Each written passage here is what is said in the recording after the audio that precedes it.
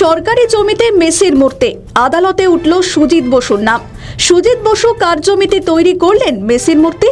মেসির যে মূর্তি তৈরি হয়েছে সেটি কি সরকারি জমিতে নাকি ব্যক্তিগত জমিতে? কিন্তু ব্যক্তিগত জমিতে এমন মূর্তি কি বসানো যায়? জানা যায় যুবভারতী কাণ্ড আদালত পর্যন্ত গড়ায়, আবার যুবভারতী কাণ্ডে কেঁচো খুঁড়তে কেউটে ওঠে।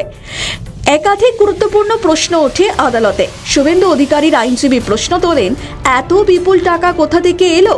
আগে কারাই সংস্থার ডিরেক্টর ছিলেন এবং আদেও কোনো টেন্ডার প্রক্রিয়া অনুসরণ হয়েছিল কিনা? এই সূত্র ধরেই আদালতে উঠে আসে মানি ট্রেলের প্রসঙ্গ। তিনি আরও প্রশ্ন করেন, রাস্তার ধারে যে মূর্তি বসানো হয়েছে তা কিভাবে শাসক দলের এক নেতা তৈরি করলেন? তার দাবি, রাত 12টার সময় ঘটনা ঘটার পর মাত্র 1 ঘন্টার অর্থাৎ একটা সময় মুখ্যমন্ত্রী একটি কমিটি গঠন করে ফেলেন এবং সেখানে বিধানসভার অনুমতি ছাড়া এভাবে কমিটি করা যায় না বলেই তার বক্তব্য। জানা যায় মামলাকারীরা আইনজীবী সব্যসাচী চট্টোপাধ্যায় একে আন্তর্জাতিক আর্থিক দুর্নীতি বলে উল্লেখ করেন।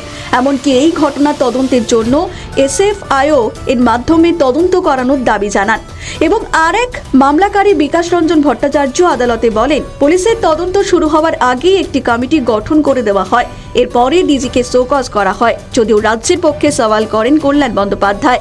তিনি আদালতে জানান, এই ঘটনায় মুখ্যমন্ত্রী নিজে দুঃখ প্রকাশ করেছেন। তিনি বলেন, 7ই নভেম্বর অনুষ্ঠানের অনুমতি দেওয়া হয়েছিল, শুধুমাত্র শাসক দলের লোকজন নয়, বহু পেশার মানুষজন সেখানে উপস্থিত ছিলেন।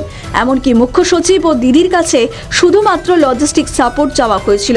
মোট 400টি পাস দেওয়া হয়েছে, যার মধ্যে 27টি ক্লোজ প্রক্সিমিটি পাস এবং 373টি ডিউটি পাস ছিল।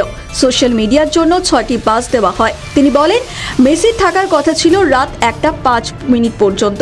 এরপর বিচারপতি প্রশ্ন তোলেন, সুজিত বসু যে মূর্তি বানিয়েছেন এটি কি সরকারি জমিতে নাকি ব্যক্তিগত জমিতে বসানো হয়েছে?